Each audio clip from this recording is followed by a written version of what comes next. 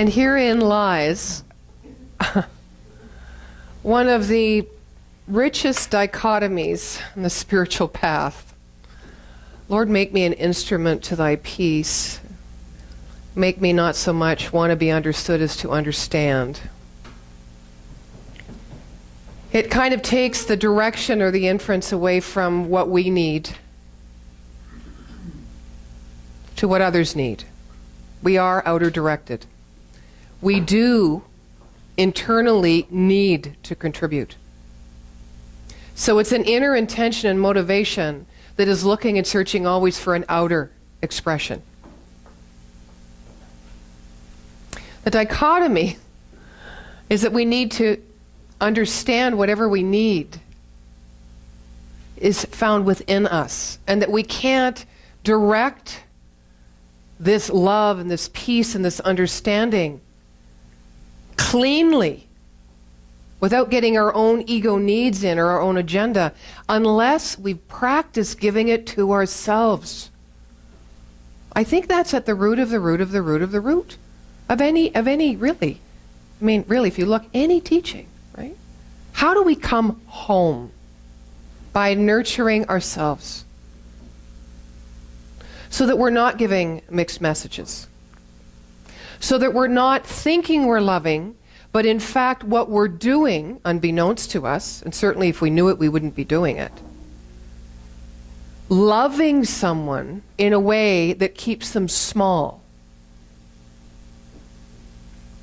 And sometimes that means letting them fall through the trap doors. Now, I know it's the same with your own mothers. I don't want you to have to experience what I experienced. Right? I want to love you in a way that's going to protect you and keep you safe from harm. Natural.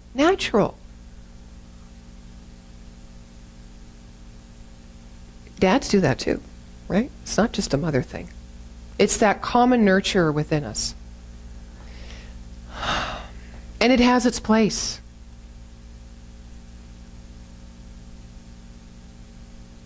Where doesn't it have its place? Where is it none of our business? Where is it not our responsibility to take responsibility for someone else or stop them from allowing them to learn what being responsible for themselves looks like? Tough. It's hard. The only way we can do it is to be clear within ourselves what our own responsibility to self is. And in order to know that, we have to know what it is we need. And in order to know what we need to spend time with ourselves. We need to commune with that intuition, that guidance inside that's always trying to get our attention, instead of, love the visual, right? Walk around like this. Right? Ta-dum! On the truth. And so, I wanted to talk today about that dichotomy, and there's many ways to talk about that dichotomy.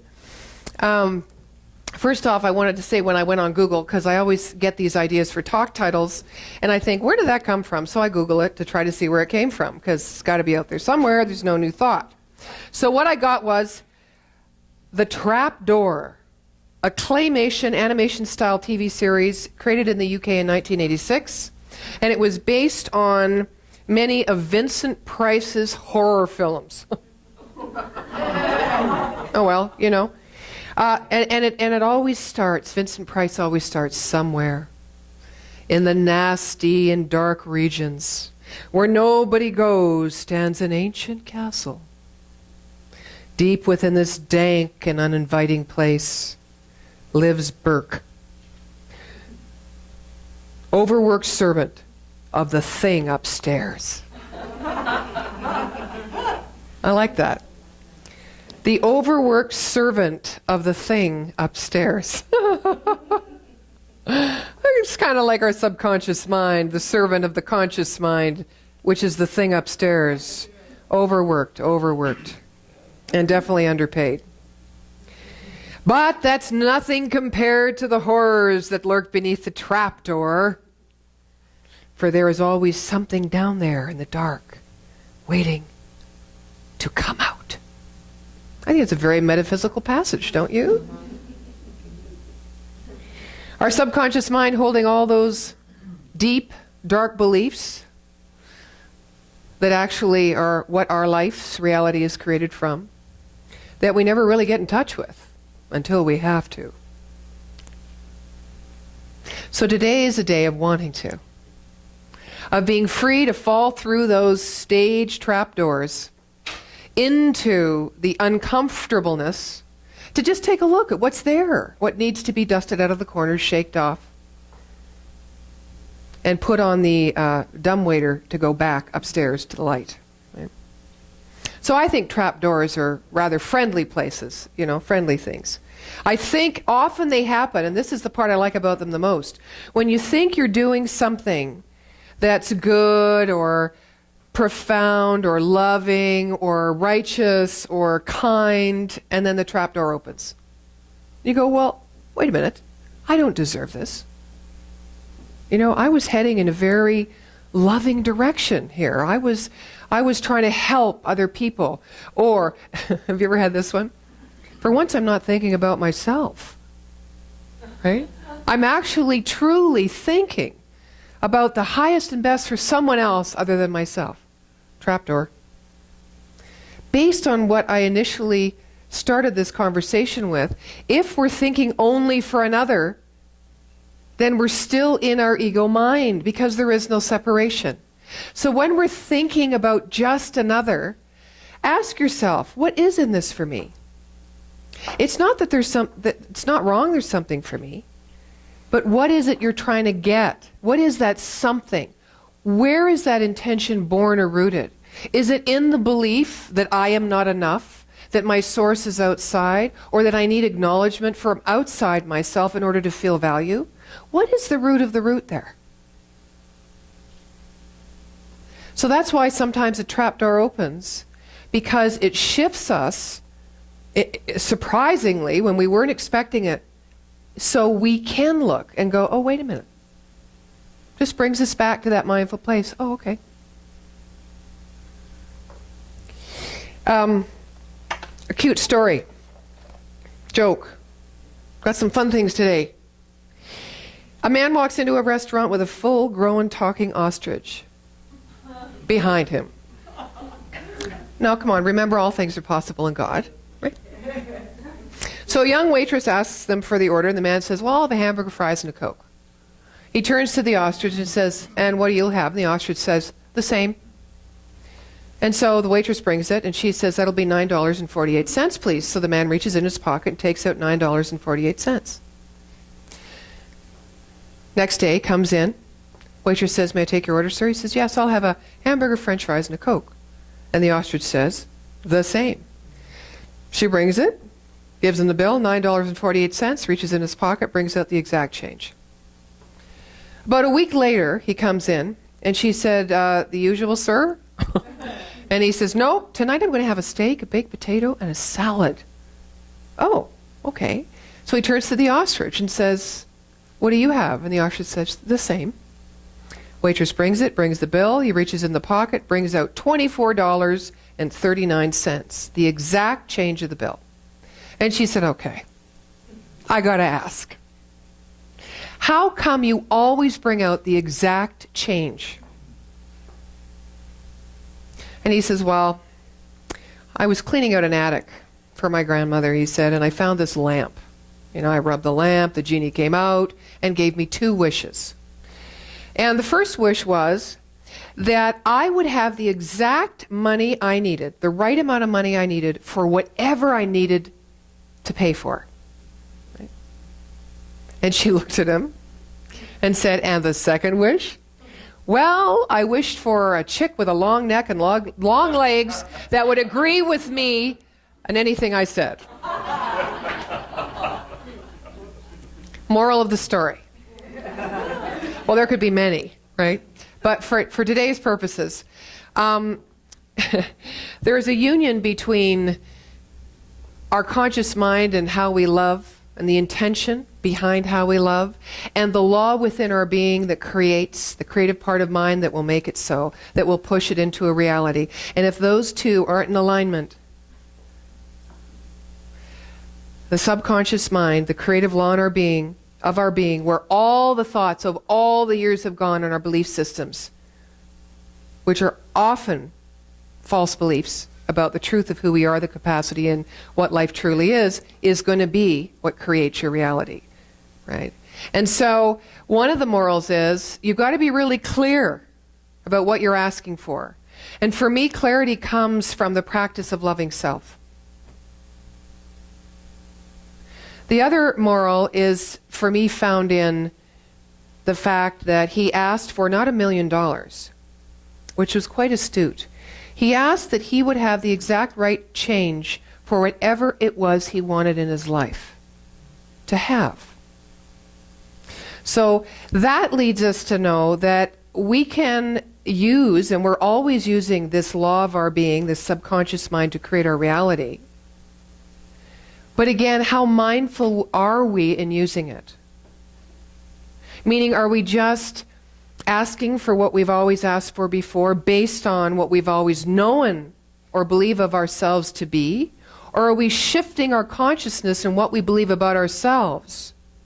Because he could get a meal. He could have the exact right change for a meal, which was what we were talking about in the story.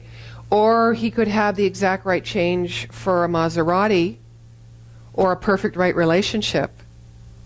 So how are you mindfully, what are you mindfully putting into your subconscious mind, which is that creative aspect of your mind that moves, that is the mold, in which spirit, in its allness and infiniteness of possibility, pours itself into in order to be shaped and directed into your reality.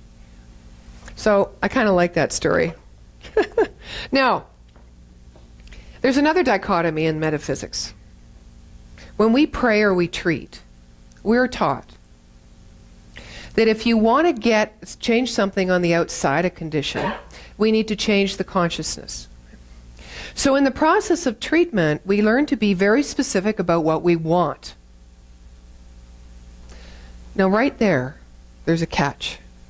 Because when we get specific about what we want, as opposed to becoming specific about why we are praying, which is to affirm our relationship in consciousness with the power, the presence, and the infinite possibility. In other words, when we start getting clear why we're praying and we're leaning toward the power within us as source, instead of focusing outside to get something we think we want or need to create a more fulfilling or enriching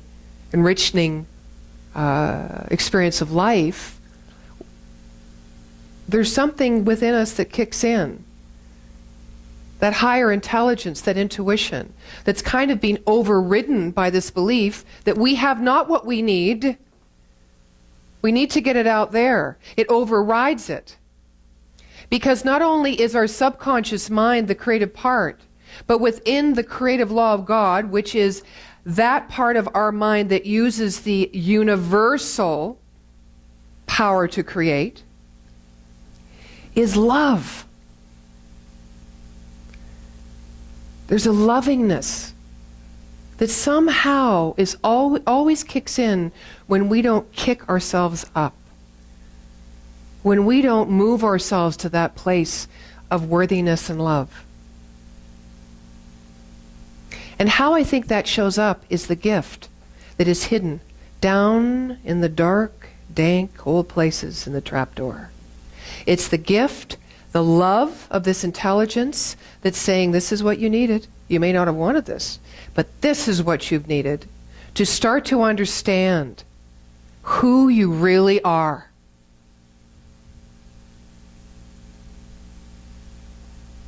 So I liken it to another story.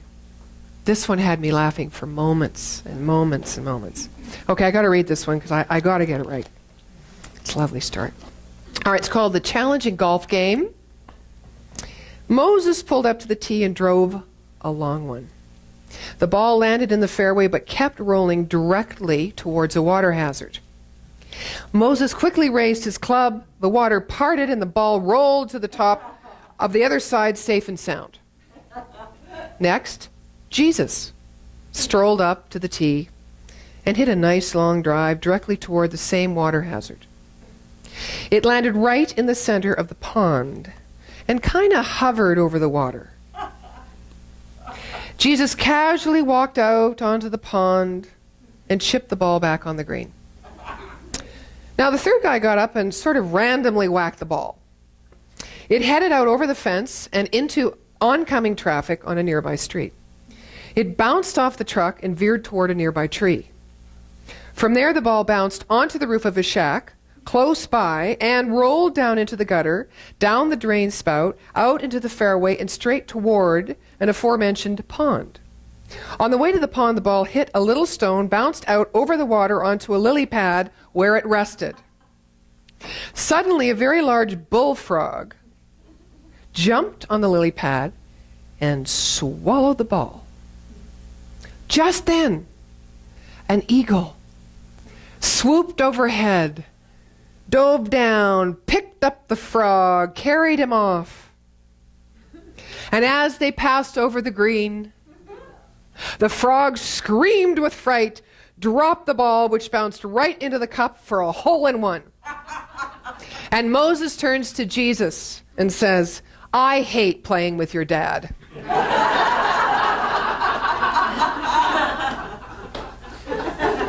Love that story. Right? So here we are in the path of love. We're learning to part the waters. We're learning to walk on the waters. All this stuff towards enlightenment. It's all good. It's all great. But there's something within us of greater intelligence that's going to keep us moving toward the truth, the revelation and the discovery of the spiritual being that we are and the capacity that lives within us, no matter how we indiscriminately whack the ball. You know, so we can be specific, we can be clear. That's our own personal exercise, to check our own intentions, to see if our loving and our beingness and our presence is coming from that greater knowing that love is who we are, or whether it's that we're trying to get love from outside of us. Right? That makes sense?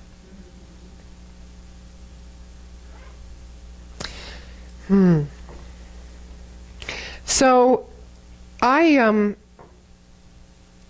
was at a dinner on Friday night with a very dear friend. Maureen and I were there. And it was just her and her new husband, whom I married. And made beautiful vegan, vegetarian stuff, and had great conversation. The house was full of art, and it's, had those, it was in Discovery Ridge. So it's a 3-story house with those open, just a beautiful view, the whole bit. The environment was great. It was nourishing. They were terrific hosts. And at some point, the conversation went over here. And when I say over here, I mean, it got extremely intense and passionate, and actually took Maureen and I both by surprise. And I went, oh, okay, intense, passionate, I can do this. But I'm listening, and it's hard to listen to. It's hard to listen to. The points are being made like this at the table, and the points and the subject matter was about caring and loving somebody else, and that person's right to do that, and that person's good intention to do that because of their commitment in love. That once they start loving, once they start being there for someone or giving of themselves, they've made a commitment, and they're going to follow that through, and no one's going to tell them different. And something just wasn't right. Didn't feel right. And it was really good because it helped me really think about this talk today. Because I've noticed that in my past, I have been that intense in love. And sometimes people have said to me, Wow, you're a little intense in love, don't you think? Hey, step back. Why don't you get a little perspective? Let's give it some. Because if we're here, this is where this God is love and God is law. Love points the way through law. Where you don't have to love it and know the how. You just need to know the what, which means the intention behind it. Because the how picks up and kicks in because it's the greater intelligence within us that has the capacity to show us the right way if we only but step back. Take ourselves and our own needs. Again, I say, often unconscious needs to get something by giving love away. Just let us step back a bit. And I found myself just sitting there with not much to say because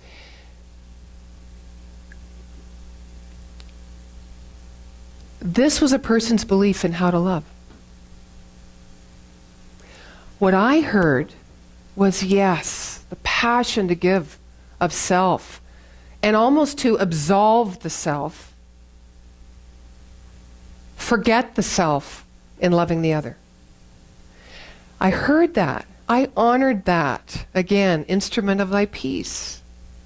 There's the dichotomy. You cannot forget yourself, but yourself as one in God or as spirit or that deeper intuition and intelligence within, which has the capacity to guide us in a way where if we are observant, we are not going to step out from ego and love. We're going to step out as the source.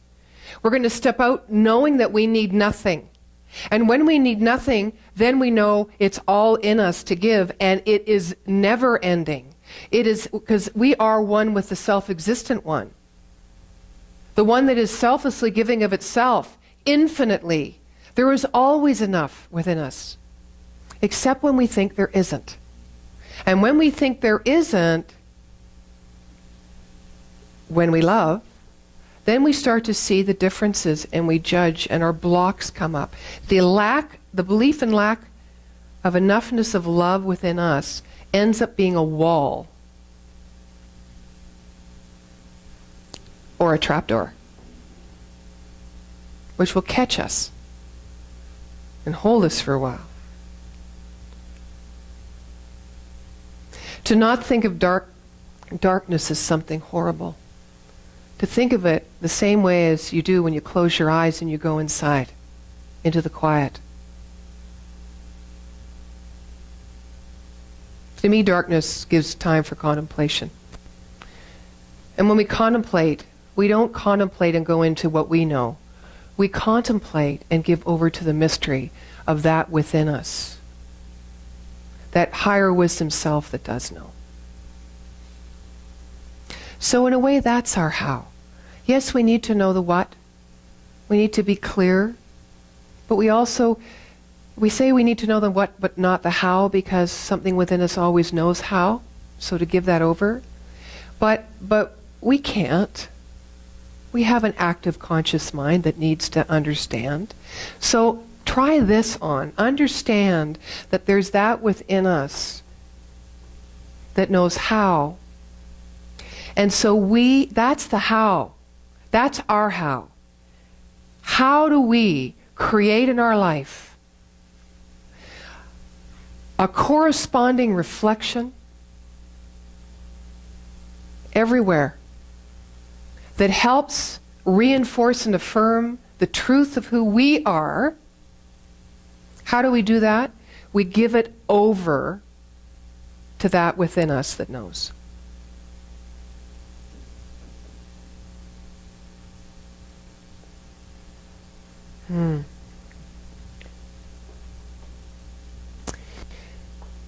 Susan sent me something many months ago, and I wanted to close with this because I think it's a nice, it's my version of he. So a way to practice this love on ourselves. A way to practice the love on ourselves. Illustrated by a pencil maker. His philosophy. He says to the pencil, before he puts it away in the box, everything you do will always leave a mark.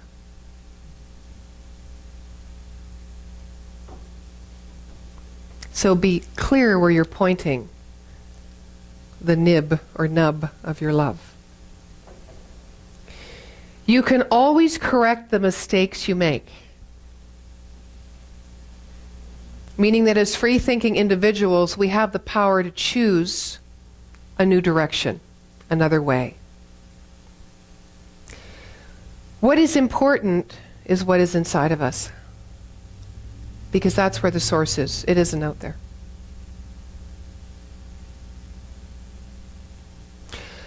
I add to that, shift from trying to get something to give something. But when you give something, include the gift to yourself first. In life, you will undergo painful sharpenings or trapdoors, which only make you better. And the last, to be the best pencil, you must allow yourself to be held and guided by that hand that holds you. Isn't that neat?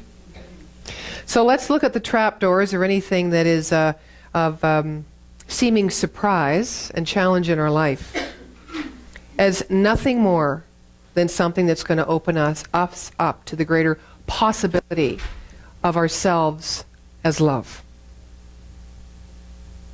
Let us also be our own hand. Let us be the hand that holds the pencil. So we are not only that which experiences life and experiences ourselves and comes to know ourselves as love, but we are also of that guiding intelligence that holds us in its arms as we learn this truth about ourselves. Cause and effect, creation and the Creator are one. So, on this day, we have this in mind to move into that place of being the nurturer in a healthy, mindful way that brings forward within us the truth of love and the capacity therein that we have to be the presence of love and walk on this earth as love. Which I think at the bottom of every difference in every culture, country, faith, and individual is our deepest desire. And so it is. Thank you. Patty?